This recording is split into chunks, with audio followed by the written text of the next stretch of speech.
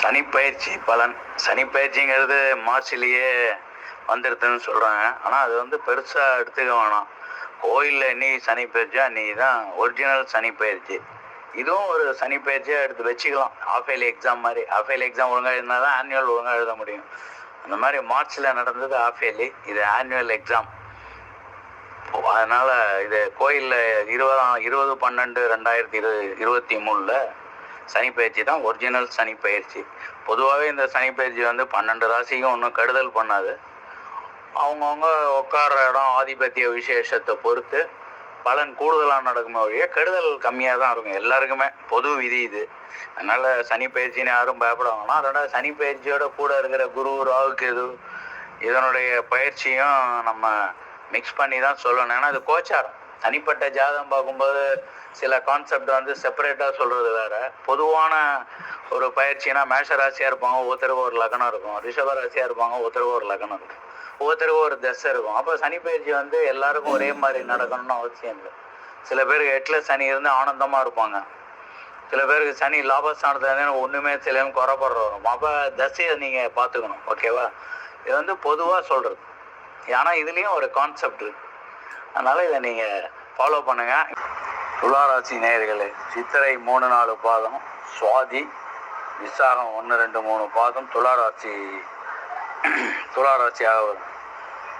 துளாராசிக்கு வந்து சனி வந்து முழு யோகாரம், 100% யோகாரம். 4ஆம் வீட்டுக்குடைய சுகலாபாதிபதி, 5ஆம் வீட்டுக்குடைய பூர்வ புண்ணியஸ்தானாதிபதியாக சனி வருதுங்கிறது ஒரு பெரிய மிராக்கல், நல்ல அமைப்பு.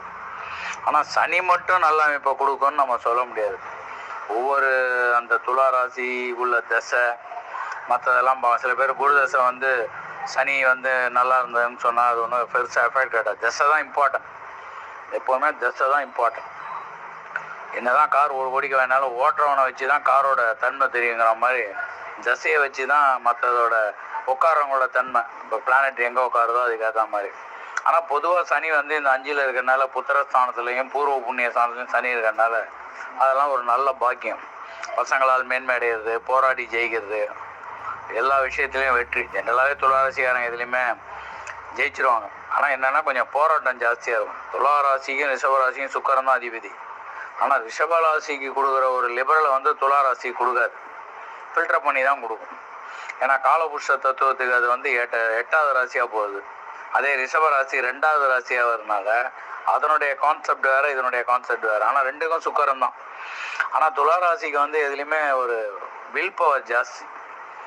ஒரு காரியத்தை எடுத்தால் முடிச்சு அவனுங்கிற வில் பவர் ஜாஸ்தியாக இருக்கும். அதுக்கு அந்த தசையும் ஒத்துழைக்கணும்.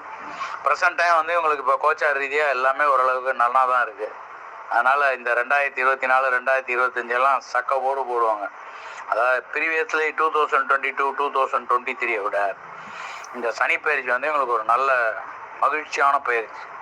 எப்படி ஃபஸ்ட் பேப்பர் சுமாராக எழுதினாலும் செகண்ட் பேப்பரில் எல்லாத்தையும் பிடிச்சிடலாம் அப்படிங்கிற மாதிரி ஃபஸ்ட்டு அந்த 2 வருஷம் சுமாராக இருந்தது. இந்த 23 24 நல்ல 25 இதெல்லாம் ஒரு நல்ல ஒரு இயர். நன்றாக பயன்படுத்திக்கங்க. நல்ல பெருமாள் வழிபாடு, அரங்கநாத பெருமாளை தரிசனம் பண்ணுங்கள். வாழ்க்கையில் முன்னேற்றமாக இருக்கும், ஆனந்தமாக இருப்பீங்க. இந்த சனி பயிற்சி ஒரு அருமையான பயிற்சி. துளாராசி சனி எப்போவுமே கெடுதல் பண்ணாது. அதுலேயும் அவன் வந்து 2 கான்செப்டும் சூப்பர் கான்செப்ட். ஒன்று சுகலாபாதிபதி, இன்னொன்று பூர்வ புண்ணியஸ்தானாதிபதி, புத்திரஸ்தானாதிபதி. எல்லாமே சனியும் மூல திரிகோண வீட்டில் வலுவாக இருக்கும்.